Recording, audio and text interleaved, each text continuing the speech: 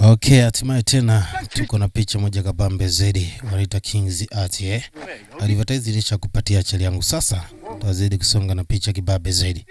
Wanasema bwana mdogo baada ya kuonekana ataweza kukosa ufalme, babake akiwa anaweza kupoteza maisha, alilazimishwa aweze kumuoa mwanamke asiyempenda ili mradi kutengeneza nguvu kwa mawaziri watatu ambao kwa sasa walikuwa na nguvu katika taifa zima la Joseon.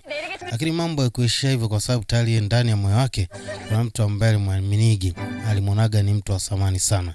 Hivyo akupataga nafasi ya kuweza kukutana na mtu huyo zaidi ya miaka 7 ilivyoweza kupita baadaye. Sasa akiwa mpata nafasi kupata kinywaji na Queen Dog, anamwambia hiyo haina sumu na hisi una mashaka na kuzani kinaweza kikatokea kile ambacho kilimtokeaga mamake.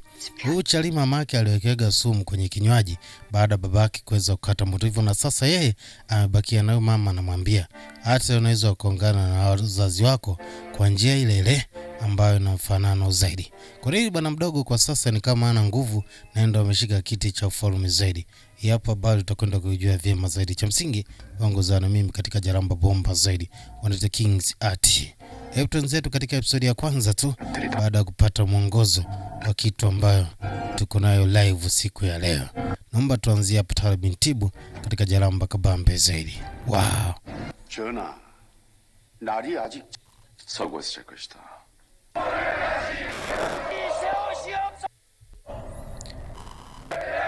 Mzee wake kabla hajafa alimwambia kitu kimoja tu. Anasema kwa wakati huu kuna mawaziri zaidi ya 6 kwenye muunganiko chini ya waziri mmoja ambaye anakuletea kila kitu mwanangu. Kwa saizi sina nguvu ya kuweza kukusaidia, ila anachoweza nikakwambia ni kitu kimoja tu. Tafuta njia ambayo pekee itaweza kufanya uweze kujisaidia kujitoa katika hili janga. Anasema nitafanya hivyo baba kadri hivyo niambia. Nitaufunga mdomo wangu na kinywa changu pasipo kupayuka wala kuonekana na plani katika kichwa changu.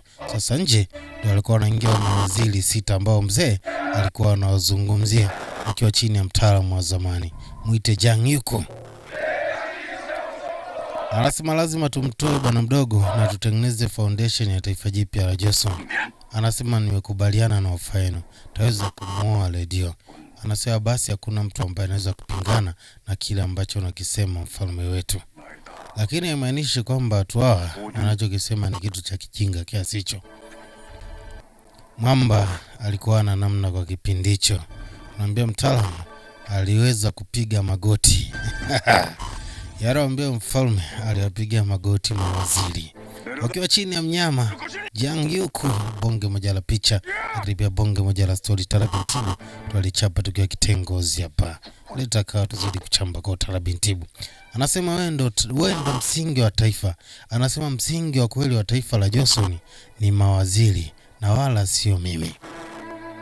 Dogo alitubu, yana kwamba yeye sio chochote, yeye sio kitu. Msingi ni hawa wazee. Anasema nitaonesha busara zangu na nizamu yangu kutoka kwa maneno yangu kwa viongozi watatu wa juu ambao watanipatia mwongozo nini cha kuweza kufanya ili niweze kupata nafasi ya kuweza kuliongoza taifa. Hiyo hapo ni King Art baba la baba. Tuzidi kusababisha kwa usipate moto tu. Basi ilipita miaka takriban 4. Na leo Chalindo rasmi sasa anavalishwa mavazi. Ameshakuwa mfalme wa taifa. Lakini kumbukumbu za maumivu sana katika moyo wake kwa sababu ashapoteza wazazi wake wote katika muunganiko wa kupambania kiti cha kifalme. Basi upande pita taarifa ilikuwa inafika kwamba kwa sasa binti ambaye anaitwa Lojun hali yake haijakaa sawa zaidi. Anasema anahisi ana ujauzito. Anasema itafanya tupoteze kila kitu. Kuna mtu ambaye anajua taarifa ulizozijua wewe daktari. Daktari amwambia kuna mtu ambaye anaweza kuzijua. Pande wa pili Zeking akiwa anateta na waziri mkuu sasa. Anasema na wasiwasi kuonesha ya kwamba hujawa fiti kama mwanzoni, lakini watu wengi wanajua yuko fiti zaidi. Niko na ombi moja tu. Anasema mheshimiwa, nachohitaji kitu kimoja tu kwa sasa, kwa sababu umekaa miaka 4 pasipo kupata mtoto. Inabidi wakati huu uweze kupatiwa concubine, yani kimada wa pembeni ambaye ataweza kuzalia. Lakini ghafla alikuwa anaingia mtu ambaye anaitwa Enuchi Yang.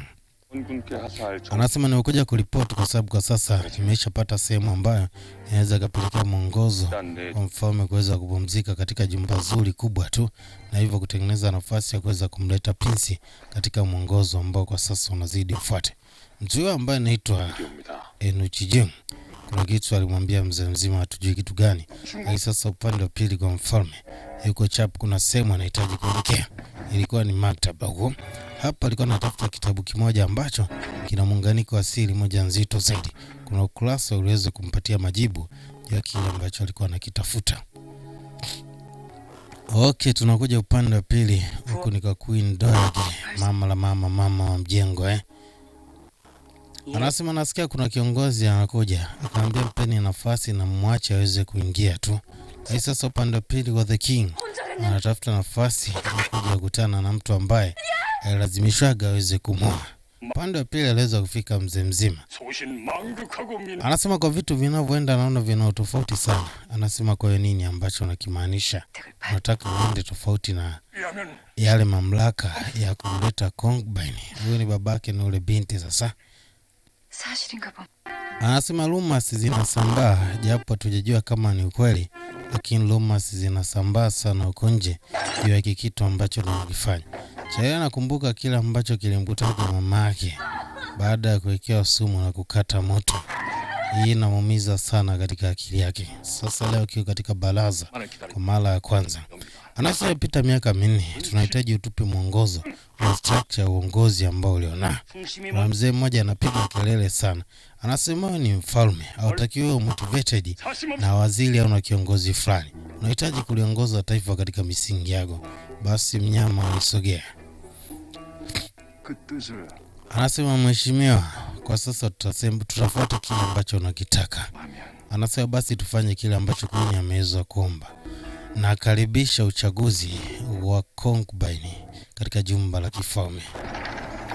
Basi mzee mzima huko akiwa hajahudhuria kikao, alafu huko anateta ombea wajomba aliweza kuingia. Sijui adhabu gani ambao atapatiwa.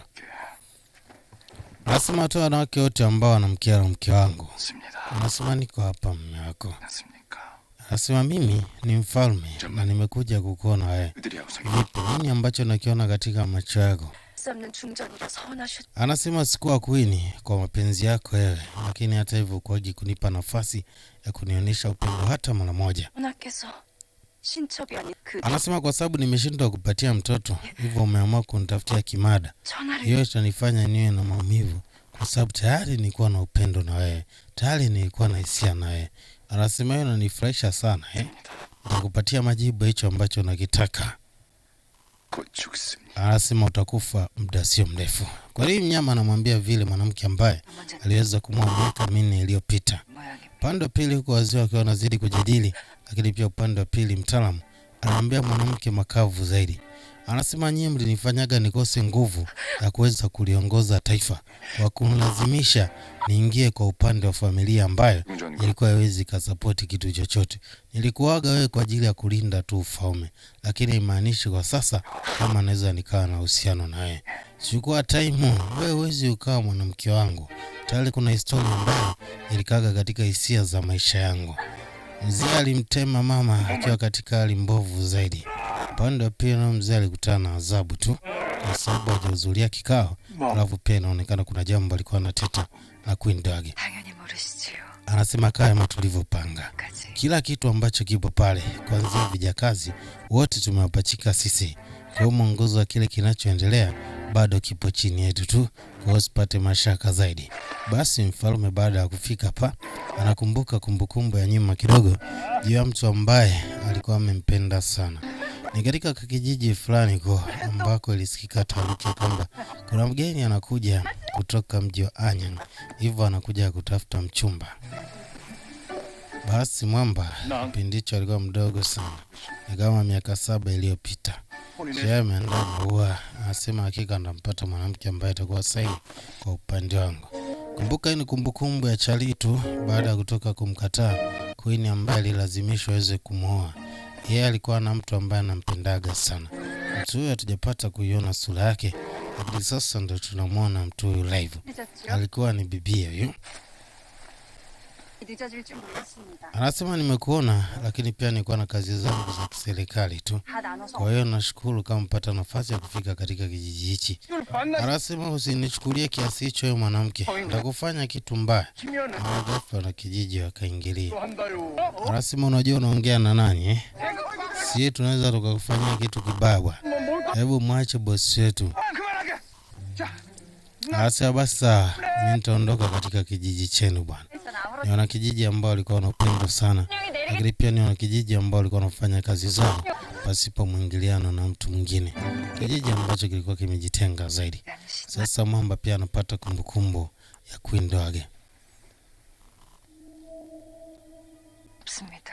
Rangi ina sumu hiyo. Kwa hiyo sipati wasiwasi tu na kuhisi kama nimeweza kuwekea sumu. Nasikia bado umekuwa unaota njozi za kukuumiza sana. Lakini haimaanishi kwa wakati huo kwamba kuna amani sana. Huenda sumu ambayo uliwaga wazazi wako inaweza ikakuwa na wewe pia. Kwa hakikisha unakuwa makini tu kwa kila hatua ambayo unaweza kuipiga. Hapa ilimfanya Charlie akumbuke vitu vingi sana. Basi Mwamba akiwa amekaa anapiga mahesabu juu ya namna kuliongoza taifa kwa sasa. Anasema kila mtu kwa sasa yuko chini ya left state councilor. Ina maana mimi sina nguvu ya kuongoza chochote. Watu wote wanamfuata yeye tu. Sasa lazima nitengeneze mfumo ambao utanipa nafasi ya kuweza kuliongoza ili jumba zima la kifalme. Hata hivyo sasa alikuwa anahitaji kufika library mtaalamu. Lakini sasa mahesabu ni kwamba anahitaji kuliongoza taifa. Ibarasa, unafikiri nini ambacho utaweza kufanya kuweza kuliongoza taifa ikiwa Queen Tally ameweza kukata moto zaidi? Tukutane katika episodi safi inayofuata kwenda kuenjoy burudani bomba zaidi. Mimi sina mengi sana. Let's say ciao. Kamsahamnida.